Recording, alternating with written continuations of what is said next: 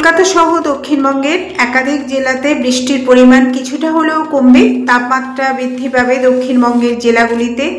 রবিবার পর্যন্ত কয়েকটি জেলায় হালকা থেকে মাঝারি বৃষ্টির পূর্বাভাস রয়েছে। তবে আবহাওয়া দপ্তর সূত্রে প্রায় সব জেলাতে স্বাভাবিকের তুলনায় বেশি বৃষ্টি হয়েছে। যদিও বৃষ্টিপাতের পরিমাণ বাড়বে উত্তরবঙ্গে। শনিবার থেকে সোমবার পর্যন্ত উত্তরবঙ্গের একাধিক জেলাতে ভারী থেকে অতি ভারী বৃষ্টির পূর্বাভাস রয়েছে। বিকেলের পর থেকে কলকাতা সহ দক্ষিণবঙ্গের বৃষ্টির পরিমাণ কিছুটা হলেও কমবে। তবে রবিবার পর্যন্ত কয়েকটি জেলায় হালকা বৃষ্টিপাত হতে পারে।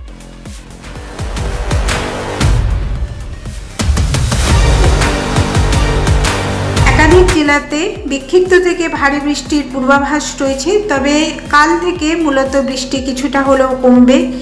মাঝে মধ্যে ছিটেফোঁটা বৃষ্টিও হতে পারে। তাপমাত্রা কিছুটা হলেও বাড়বে।